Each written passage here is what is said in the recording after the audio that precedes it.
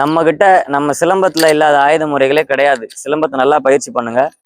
அதுக்குதான் முன்னாடி காலத்துல வந்து இடுப்புல துண்டு கட்டுவாங்க. இந்த மாதிரி துண்டு கட்டியிருப்பாங்க, தோல்ல துண்டு போட்டுக்குவாங்க, தலையில பரிவட்டமா துண்டு கட்டியிருப்பாங்க. இந்த மாதிரி விஷயங்கள்லாம் செய்வாங்க. இந்த மாதிரி இதெல்லாம் கட்டியிருக்கும் போது அவசர காலத்துல ஒரு ஆபத்து அப்படின்னா அதை எடுத்து தற்காத்துக்குவாங்க.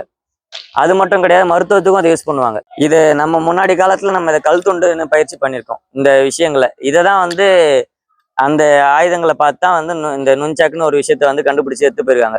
நம்ம வந்து அந்த இப்போ கல் கட்டி பயிற்சி பண்ணதுக்கு பேரு கல் துண்டு. இதே பேரை வந்து ஒரு கட்டையை வச்சு பண்ணும்போது அது பேர் சங்கிலி கட்டைன்னு சொல்லி பயிற்சி பண்ணியிருக்காங்க.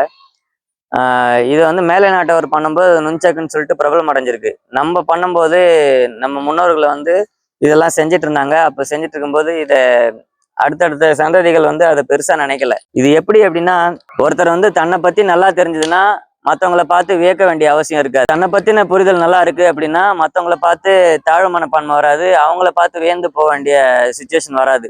அதே மாதிரி நம்மளுடைய கலையை பத்தி நமக்கு நல்ல புரிதல் இருக்கு அப்படின்னா மற்றவங்க கலையை பார்த்து வியக்க வேண்டிய அவசியமும் வராது. மற்றவங்க கலை தான் பெருசு, நம்ம கலையெல்லாம் தாழ்ந்த ஒரு கலைன்னு சொல்லிட்டு அந்த மாதிரி ஒரு தாழ்வு மனப்பான்மை வராது. முதல்ல நம்ம கலையில ஏகப்பட்ட விஷயங்கள் இருக்கு. மேலை நாட்டவர்களோட கலையை விட நம்ம சிலம்பத்திலையும் குத்து வரிசையிலையும் ஏகப்பட்ட விஷயங்கள் இருக்கு. இதெல்லாம் நல்லா கத்துக்கோங்க. இதை கத்துக்கிட்டீங்கன்னா மற்றவங்க கலையெல்லாம் உயர்வான கலைன்ற ஒரு எண்ணமே வராது. இப்ப என் மாணவர்கள் நுண்சக் சுத்தி காட்டுவாங்க, அதையும் பாருங்க. அடி வெட்டு போட்டு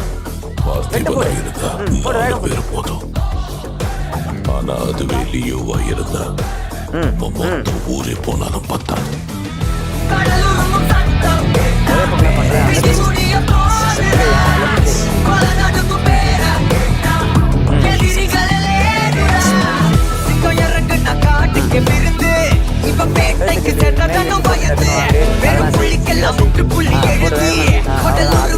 வாங்கி டக்குன்னு வாங்கி போடு.